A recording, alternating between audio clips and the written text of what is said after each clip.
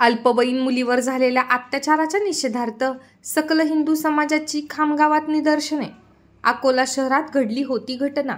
आरोपीला तात्काळ अटक करण्याची मागणी।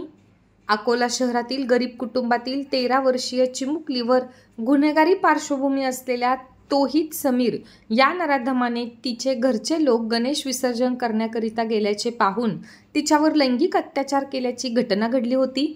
या घटनेच्या निषेधार्थ खामगाव येथील सकल हिंदू समाजाच्या वतीने उपविभागीय कार्यालयासमोर तीव्र निदर्शने करून आरोपीला तात्काळ अटक करण्याची मागणी केली आहे। हे प्रकरण जलद गतीने न्यायालयात चालवून पीडितेसह कुटुंबाला न्याय देण्यात यावा, अन्यथा राज्यभरात तीव्र स्वरूपाचे आंदोलन छेडण्याचा इशारा देण्यात आला आहे। सध्या महिला आणि मुलींमध्ये असुरक्षिततेची भावना निर्माण झाल्याच्या भावना यावेळी आंदोलकांकडून व्यक्त करण्यात आल्या आहेत। सदर आरोपी लैंगिक अत्याचाराच्या घटनेत यापूर्वी देखील जेलमध्ये असल्याची माहिती मिळत आहे।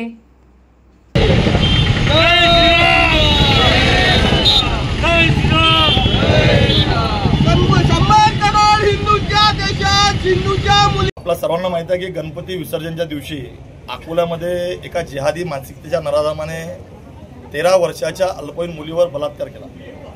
बलात्कारच नाही केला तर किती दिवसापासून तो तिला अतुना छळत होता, त्रास देत होता।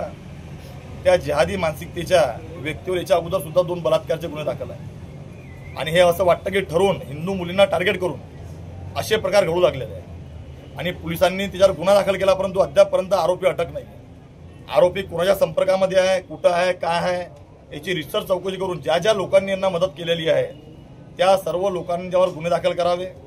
ज्या आमच्या हिंदू भगिनींवर, जे हिंदू भोई समाज आहे याच्यावर, ज्या महिलांवर मुलींवर जो अन्याय अत्याचार झालेला आहे तिला सरकारने मदत करावी।